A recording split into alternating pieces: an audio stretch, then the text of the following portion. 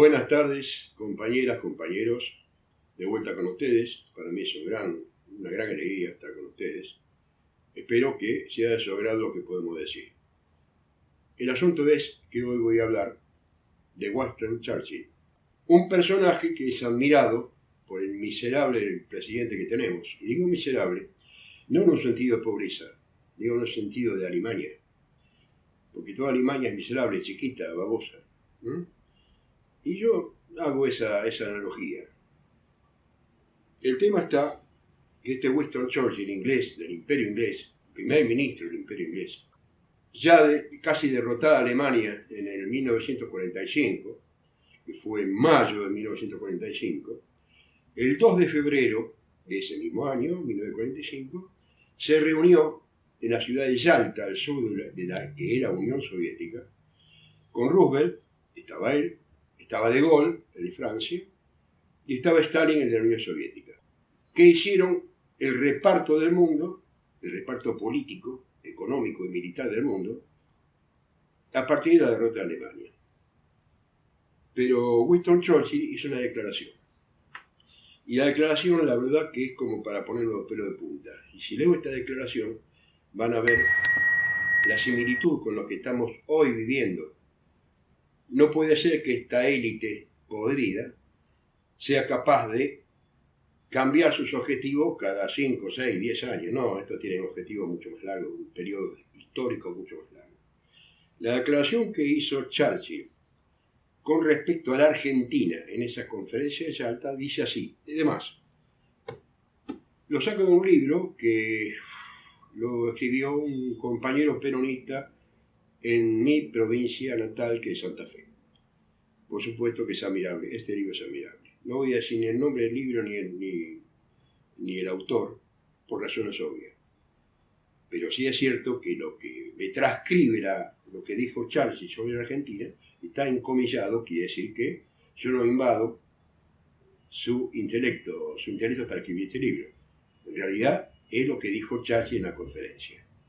Dijo así, imagínense que fue el 2 de febrero de 1945. No dejen que la Argentina se convierta en potencia. Arrastrará tras ella a toda América Latina.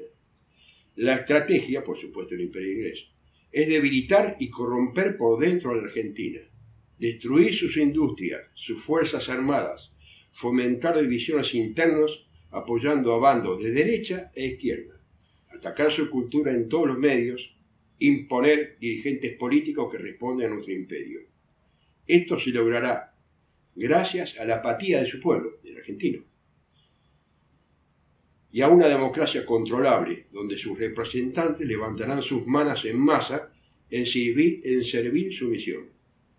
Hay que humillar a la Argentina. Y quiero hacer referencia, gracias a la apatía de su pueblo, que dijo Churchill, pero lo dijo el 2 de febrero del 45, cuestión que él no vivió el 17 de octubre del 45, donde lo que se destruyó, en primer lugar, fue la apatía del pueblo argentino, con la revolución peronista. Bueno, eso quería decir con respecto a lo que dijo Churchill de Argentina en esa conferencia. Churchill, en realidad, como primer ministro de Inglaterra, era luego del almirantazgo. Ellos tienen almirantes, tenían una flota impresionante, y tiene su historia. ¿Por qué? Porque intervino Churchill como ministro del almirantazgo, intervino en lo que fue la Primera Guerra Mundial. Y la Primera Guerra Mundial era la triple entente, digamos, entre Alemania, el Imperio Otomano, que es Turquía, el Imperio Turco, aliados, contra Inglaterra y contra Francia. El punto es que en base a luchar en esa Primera Guerra Mundial, en el frente occidental estancado, porque estaban divididos por las dos fuerzas, divididos por 1000 y pico de kilómetros de trincheras, donde era una masacre impresionante, inhumana, de tropas, entonces se le ocurrió ni más ni menos que invadir el Imperio Otomano. Y ese Imperio Otomano, o sea, Turquía, tenía una entrada que era el estrecho de Dardanelos en Grecia. Nada más y nada menos que ordenó entonces una flota inglesa que atacó eso, bueno, fueron derrotados. Los ingleses fueron derrotados. Directamente los reventaron a patadas, directamente los turcos. Pero el punto que quiero llegar es que Churchill estaba absolutamente aliado al sionismo. ¿Por qué? Porque dentro de ese imperio turco, tomado por Turquía, estaba el territorio de Palestina, la antigua Palestina. Y el objetivo de Churchill entonces era tomar bajo el control inglés Palestina para formar el Estado de Israel. Eso podemos decir de Churchill. Entonces, como estamos hablando de sionismo, yo quisiera hacer una digresión. Lo que significa el antisionismo. ¿Qué es el sionismo? Es el deseo de la civilización judía, podríamos hablar de la civilización judía, de formar un hogar nacional, que eligieron que sea Palestina. Pero en realidad, ya existían en ese territorio, lo que hoy es Palestina, existían judíos y existían árabes en total armonía. Porque eran los judíos realmente como grupo étnico que vivió miles de años ahí. El problema está que los dirigentes sionistas, que después lo vamos a ver, los dirigentes sionistas, financieramente apoyados por la gran élite financiera mundial, tuvieron gran aceptación en el grupo étnico Ashkenazi, que significa alemán. Y en realidad no son semitas. Decir antisemita, cuando se refieren al judío, en realidad una falacia. Porque los semitas son desde Egipto hasta el río Éufrates en el actual Irak, pasando por Egipto, Palestina, Siria, Jordania, Arabia Saudita no ha hecho nada en contra de los mismos árabes, los mismos palestinos. Entonces, toda esa propuesta de ser antisemita queda totalmente descartada. Se es antisionista y no antijudío. Y al respecto de eso, de ser antijudío, vamos a leer algo de este mismo libro que estoy citando, pero al final le voy a decir quién lo escribió, porque realmente para mí fue una sorpresa y va a ser sorpresa para todo el mundo, por lo menos para nosotros. Y dice así: miles de millones de dólares americanos fluyen anualmente hacia el Estado de Israel para sostener la ocupación y su ejército sofisticado y brutal. La máquina de guerra que financia lidera la industria global de armas, mengua los recursos ansiados por un mundo que desesperadamente necesita agua, comida, asistencia médica, vivienda y educación. Europa, Canadá y las Naciones Unidas, mientras tanto, apoyan la infraestructura de ocupación, estamos hablando de Palestina, bajo el disfraz de ayuda humanitaria para la población palestina. Juntos, los Estados Unidos y sus aliados cooperan para hacer más profunda la dominación de la región y acabar con los movimientos populares. Una red internacional de instituciones y organizaciones sionistas apoya los asentamientos judíos militares y militantes con fondos directos. Estas organizaciones también proporcionan el apoyo político necesario para legitimar y promover políticas y programas de ayuda. En cada país, estas organizaciones censuran las críticas a Israel y tienen en la mira a personas y organizaciones a través de listas negras, violencia, vandalismo, encarcelamiento, deportación, despidos y otras privaciones económicas. El sionismo no es solo racista, sino antisemita. Fundamental. El sionismo no solo es racista, sino antisemita. Estamos hablando entonces de grupos étnicos. Y esto lo escribió, y escuchen bien quién lo escribieron, la carta fundadora de la Red Judía Antisionista Internacional. Lo vuelvo a repetir, la carta fundadora de la Red Judía Antisionista Internacional. ¿Y cómo es posible que la Red Judía esté hablando en contra de Israel? Muy sencilla. Muy sencillo siguiendo la historia, ¿no?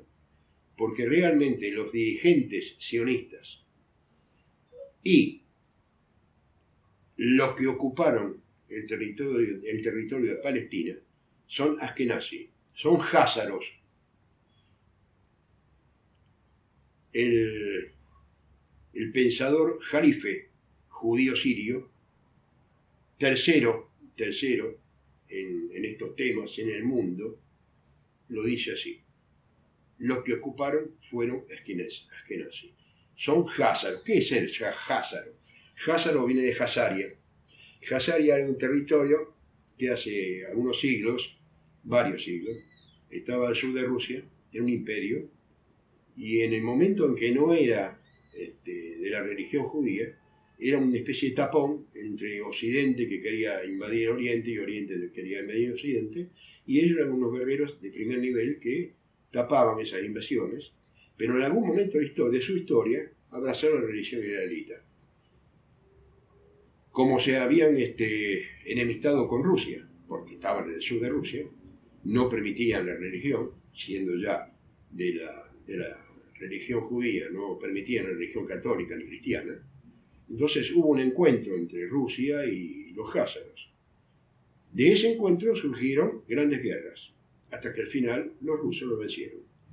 Pero como se trasladaron a distintos sectores, ya directamente no como ejército, sino como población, ya de distintos sectores de Rusia, los rusos zaristas de esa época del zar, que no eran ningunos débiles, los mataban.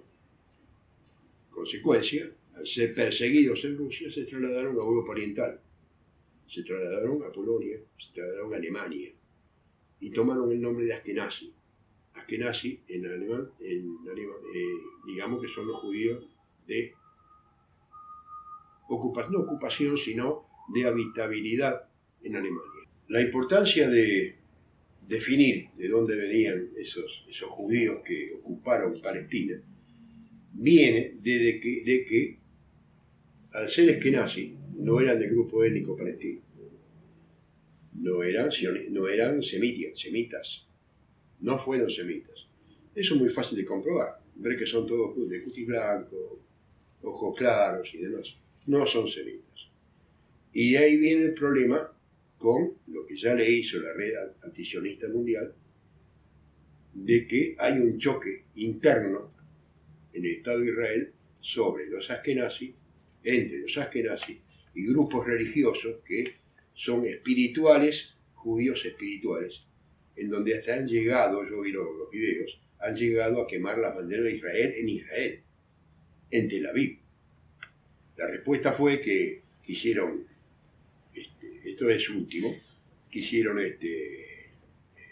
reclutarlos para la guerra que tenían contra los pobres palestinos de Gaza, el exterminio que sufrieron los pobres palestinos de Gaza. Entonces ellos como semitas no pueden estar nunca de acuerdo con las askenazí, que forman la columna vertebral del ejército de ocupación israelí. Y tanto es así que trataron de reclutarlos como castigo, supongo, que también dicen que ese ejército necesita gente, no son muchos, el ejército israelí necesita gente. Y hicieron unas manifestaciones monstruosas para que no ocurriera, y parece que no ocurrió. Eso quería aclarar sobre quiénes están haciendo la agresión contra Gaza, contra los palestinos, y ahora empieza la agresión también sobre Cisjordania, que son los askenazí, o los antiguos házaros. De ahí viene la historia los askenazí. Y ya que estoy hablando, me acuerdo ahora que en Cisjordania, que es una parte donde está un sector palestino, un sector de grupo étnico palestino, Cisjordania, también es muy chiquito, y esto lo vi hoy. El ejército de ocupación tiene sospechas sobre algunos de los palestinos que viven ahí y que son guerrilleros, según ellos, terroristas, y son grupos populares que están en contra de la ocupación, que le marcan la frente con un número con una tinta inviolable, y me hace acordar el tema de cuando la Biblia dice, te pondrán un número en tu frente y en tu mano. Bueno, lo digo accesoriamente, la mano, que dice que si no tenés esas marcas no vas a poder comprar ni vender, bueno, en China se está dando. Parece que los chinos, algunos van a un banco, le ponen algo en la mano y pagan con eso. Las compran, las pagan con eso. Es una digresión que hago, ¿no? Para ir pensando un poquito. Ya que estamos hablando entonces de Palestina, del sionismo, vamos a hacer un pequeño resumen. Esto lo hice en un archivo muy viejo que tengo, y lo hice hablando solamente de sionismo. El primero que habló del hogar nacional judío fue Oliver Cromwell. Oliver Cromwell, que fue el que hizo una revolución en el 1600, ¿no? 1600 y pico, el que hizo la guerra contra las monarquías de Inglaterra. Por supuesto que era protestante y a su vez un espía del imperio veneciano. Que Venecia, a su vez, el imperio veneciano había sido la madre patria del imperio inglés, que le dieron los fondos necesarios para hacerlo. La reina Victoria, inglesa, en 1868, nombró como primer ministro de Inglaterra al judío eskenazi Benjamín Disraeli, o Házaro, al que propuso una alianza entre la diáspora judía y el imperio británico. La diáspora judía es la dispersión de los judíos por el mundo, ¿no? Por supuesto, Házaros, no de otra etnia, como medio de aplicar una política imperialista. De ahí viene la alianza entre el sionismo e Inglaterra. El propio Disraeli incluyó el tema de restauración de Israel en el orden del día del Congreso de Berlín, 1878, que se trató entre las potencias del mundo la nueva repartición del mundo luego de la derrota de Napoleón. Disraeli entonces propuso la restauración de Israel.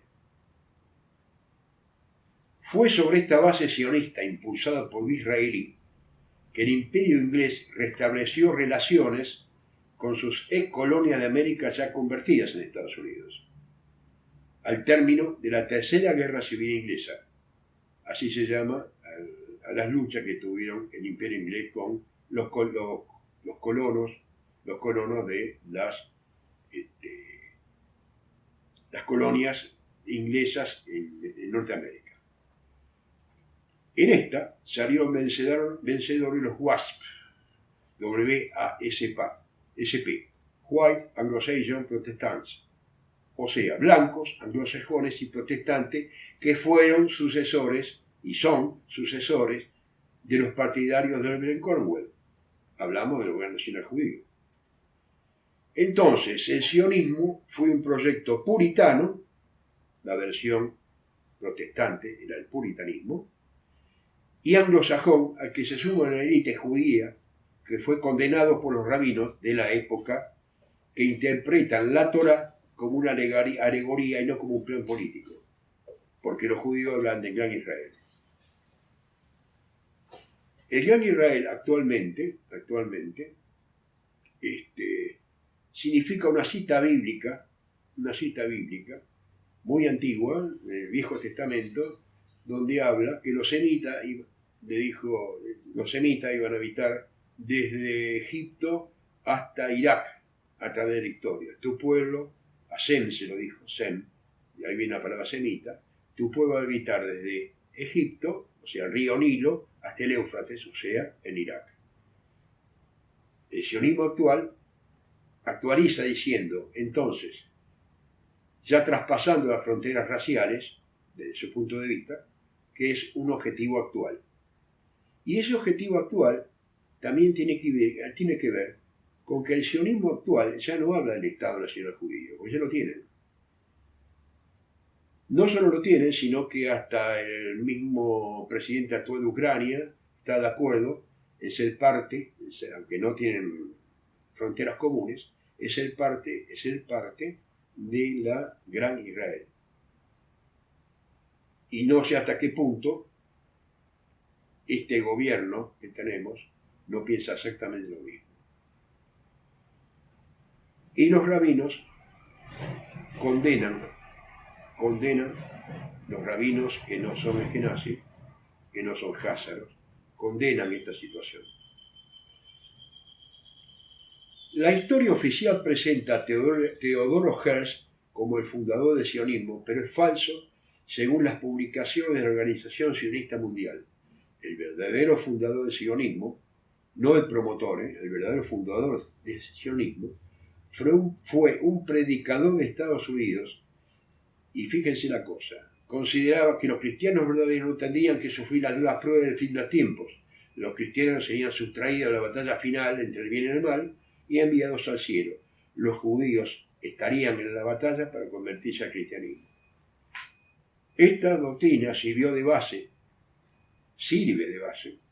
al inquebrantable apoyo actual de Estados Unidos a Israel, porque este pensamiento hoy tiene mucha vigencia y se llama teoría del arrebatamiento. Quiere decir que los cristianos van a ser arrebatados por Dios, no van a participar en la batalla final entre el bien y el mal y se van a convertir en cristianos. Esa es una teoría. Pero el sionismo teológico tiene otra vertiente que es la actual, y es la actual de este gobierno. Esta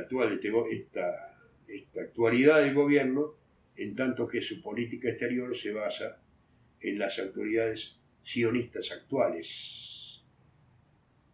Y tienen como precepto religioso decir que los házaros actuales que están en el gobierno y en el poder de Israel necesitan crear destrucción, crear guerras, para que sea tan injusto hasta que venga el Mesías de ellos. Por supuesto que no es Jesucristo, es el Mesías de ellos. Entonces, ahí está el punto de por qué hasta dónde llega la intención de este gobierno, que está absolutamente consustanciado con el gobierno actual de Israel, que es una secta, que no voy a decir el nombre, porque quizá cometa un delito, que no sé si está penado, que entonces la destrucción que hacen de Argentina parte de lo mismo. La agresión que hace contra niños de un coro parte de lo mismo. El debilitamiento absoluto de la Argentina y el hambre que se avecina parte de lo mismo. La destrucción para que venga el Mesías de él, para que no haya nadie que se interponga.